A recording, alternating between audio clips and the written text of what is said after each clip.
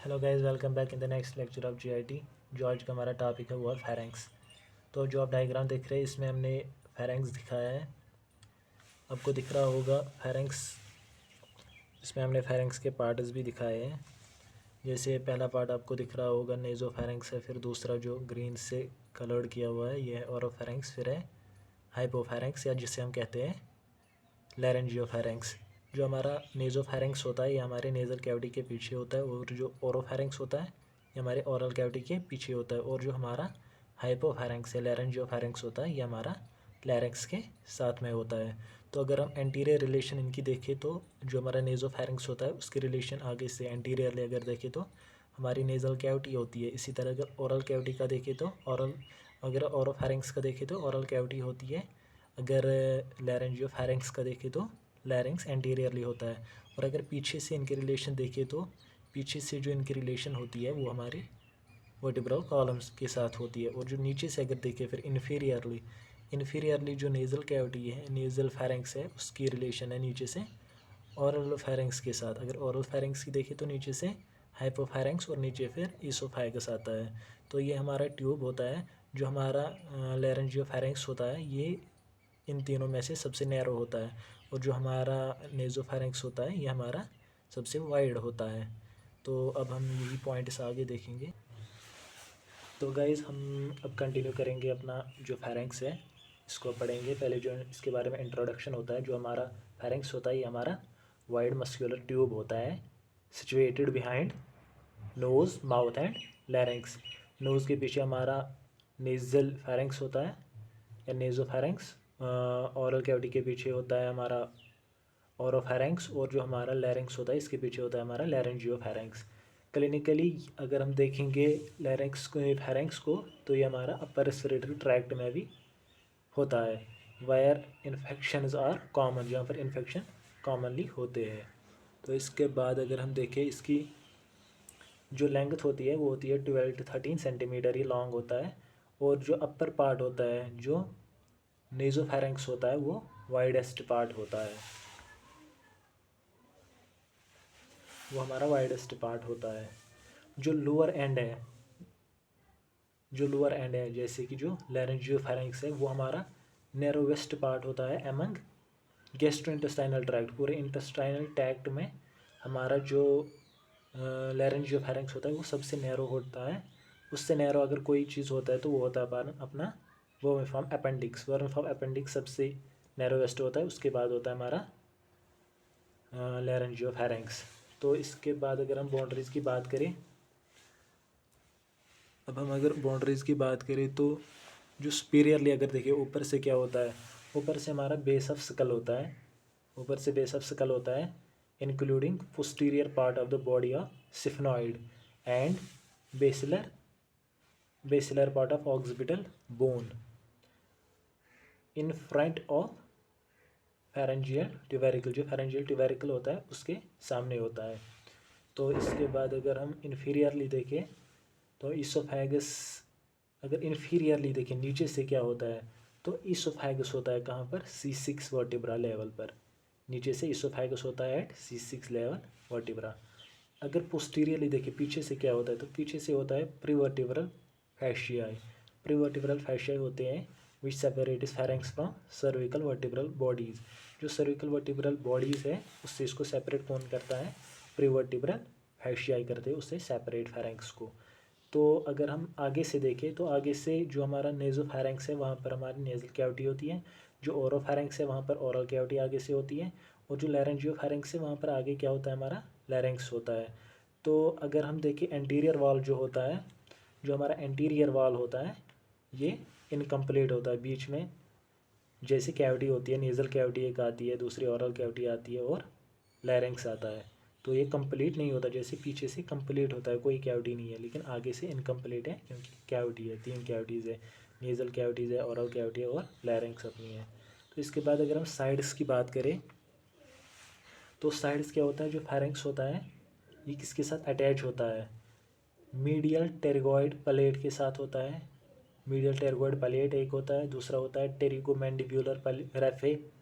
टेरिगोमैंडिब्यूलर raphe होता है mandible के साथ, टंग के साथ, जो हार्ड बोन है उसके साथ होता है, और थायराइड और क्रिकॉइड कार्टिलेज के साथ ये अटैच होता है।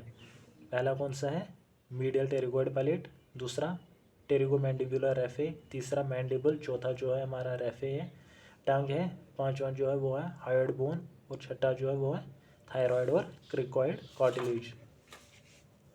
और ये नीचे से, अगर आगे से नहीं बल्कि अगर हम बात करें साइड से, तो ये साइड से किसके साथ कम्युनिकेट करता है, communicates with middle ear cavity. Middle ear cavity के साथ ही कम्युनिकेट करता है, किसके थ्रू, स्ट्रेचियन ट्यूब के थ्रू ये कम्युनिकेट करता है मिडल ईयर के साथ, स्ट्रेचियन ट्यूब के थ्रू, जिससे हम दूसरा नाम देते हैं ऑडिटरी ट्यूब। तो related to common carotid, internal carotid and external carotid arteries and cranial nerves related to them। जो साइड से अगर हम बात करें तो हमारी कॉमन कैरोटिड आर्टरी होती है, इंटरनल कैरोटिड होते हैं, और जो एक्सटर्नल कैरोटिड आर्टरी होते हैं, और उनके साथ जो नर्व्स होते हैं एसोसिएट, उनके साथ ही रिलेट होता है लेटरली, साइड व्यू अगर हम देखें तो। इसके बाद हम बात करेंगे पार्ट्स की। जो हमारे फेरेंक्स के 3 पार्ट्स होते हैं, पहला होता है नेज़ल पार्ट, जिसे हम नेज़ोफेरेंक्स कहते हैं, फिर होता है हमारा ओरल पार्ट ओरोफेरेंक्स, और फिर लैरेंजियल पार्ट जिसको हम लैरिंगोफेरेंक्स कहते हैं। तो सबसे पहले हम देखेंगे नेज़ोफेरेंक्स जो होता है, पहले हम इसको देखेंगे। जो मैंने अभी आपको डायग्राम में दिखाया वही यहाँ पर लिखा हुआ है।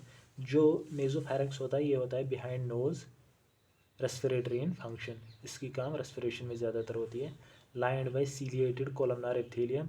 एंटीरियरली अगर हम इसके रिलेशन देखें तो नेज़ल कैविटी होती है आगे से, अगर नीचे से देखें तो ओरोफेरेंक्स होता है। लेटरली अगर हम देखें, इसके लेटरली अगर हम देखें तो स्ट्रेचियन ट्यूब होते हैं, जो कि क्या होते हैं, स्ट्रेचियन ट्यूब, जिसे हमने ऑडिटरी ट्यूब भी कहा था, ऑडिटरी ट्यूब बी से हम कहते हैं। ये कहाँ जाता है, इसको हमारे कनेक्ट करता है मिडल ईयर के साथ। जो ये स्ट्रेचियन ट्यूब है इसकी ओपनिंग को बाउंड करता है ट्यूबल एलिवेशन, उनको हम कहते हैं टोरस ट्यूबेरियस। टोरस ट्यूबेरियस हम उसी को कहते हैं, जो स्ट्रेचियन ट्यूब की जो ओपनिंग होती है उसको कवर करते हैं। ये एक ट्यूबल एलिवेशन जैसे होता है, इसको हम कहते हैं टोरस ट्यूबेरस।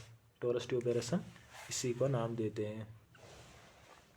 तो इसके बाद अगर हम देखें बिहाइंड दिस ओपनिंग, किस ओपनिंग के पीछे, जो स्ट्रेचियन ट्यूब है उसके पीछे क्या होता है, there is a narrow vertical slit called pharyngeal recess, हम उससे कहते हैं फेरेंजियल रिसेसर या fossa Rosenmuller, fossa of Rosenmuller, या इसे हम दूसरा नाम कहते हैं नेज़ोफेरेंजियल म्यूकोसा होता है। ये असल में नेज़ोफेरेंजियल म्यूकोसा होता है, असल में ये वही होता है।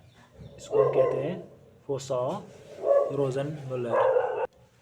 तो इसके बाद जो पॉइंट्स हैं, at junction of roof and posterior wall of nasopharynx there is collection of lymphoid tissue called pharyngeal और नेज़ोफेरेंजियल टॉन्सिल। अगर जंक्शन देखें किस किस के, रूफ और पोस्टीरियर वॉल ऑफ नेज़ोफेरेंक्स के, तो वहाँ पर कलेक्शन होती है लिम्फोइड टिश्यू की, जिसे हम कहते हैं फेरेंजियल और नेज़ोफेरेंजियल टॉन्सिल। ये नेज़ोफेरेंजियल टॉन्सिल या एडिनॉइड हम इसे कहते हैं चिल्ड्रन में। जो एडिनॉइड होता है ये at the time of birth, मतलब प्यूबर्टी से पहले वेल डेवलप्ड होता है, लेकिन फिर ये आहिस्ता आहिस्ता छोटा होता जाता है और एडल्ट में ये फिर ख़त्म ही हो जाता है। इसके बाद हम देखेंगे another collection of lymphoid tissue is present in the nasopharynx behind the opening of auditory tube called tubal tonsil. जो हमारे ट्यूबल टॉन्सिल होते हैं ये कहाँ पर होते हैं, ये होते हैं behind the opening of auditory tube. जो ऑडिटरी ट्यूब होता है या स्ट्रेचियन ट्यूब होता है उसके पीछे होता है हमारा ट्यूबल टॉन्सिल। इसके बाद हम पढ़ेंगे ओरोफेरेंक्स। ओरोफेरेंक्स क्या है, मिडल पार्ट है behind oral cavity, communicates with oral cavity through oropharyngeal isthmus. Oropharyngeal isthmus जो कि जिसे हम दूसरा नाम देते हैं इस्थमसा फॉशियस, इस्थमसा फॉशियस। ये हमने कल पढ़ा था जब हमने ओरल कैविटी पढ़ा था, तो वहाँ पर मैंने बताया था इस्थमसा फॉशियस ये क्या होता है। ये फोल्ड होता है हमारे, जब हम स्मूथ मसल्स पढ़ रहे थे तो वहाँ पर हमने देखा था, जहाँ पर हमने देखा था जो हमारा यूला था, यूला के पास होता था, ऊपर से एक 2 साइड से फोल्ड होता था, जिसे हमने कहा था इस्थमसा ऑसियस। तो अगर हम इन्फीरियरली देखें, नीचे से क्या होता है, लैरेंजियोफेरेंक्स होता है। एट लेटरल वॉल अगर हम देखें तो पैलेटिन टॉन्सिल होते हैं। पैलेटिन टॉन्सिल जो होते हैं ये बिटवीन होते हैं पैलेटोग्लोसल एंड पैलेटोफेरेंजियल ऑर्जिस के दरमियान होते हैं हमारे पैलेटिन टॉन्सिल्स।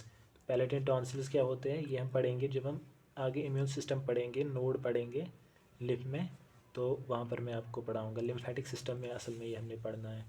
तो जो हमारा ओरोफेरेंक्स होता है ये कॉमन पैसेज होता है ईयर और फूड के लिए, ये कॉमन होता है दोनों के लिए।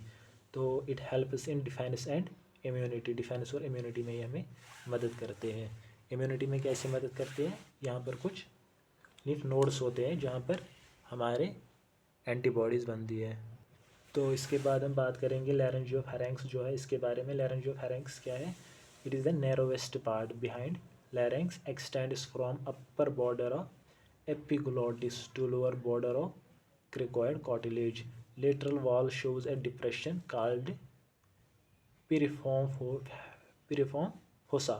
piriform fossa जो होता है ये डिप्रेशन होती है लेटरल वॉल में। तो इससे हम दूसरा नाम कहते हैं साइनस, दूसरा नाम कहते हैं पिरिफॉर्म साइनस इसी को, या स्मग्लोरस फोसा भी इसी को हम कहते हैं, स्मग्लोरस फोसा। जो इसके बाद अगर हम देखें तो ईच साइड, अगर हम दोनों साइड से देखें तो ये कहाँ पर होता है, ईच साइड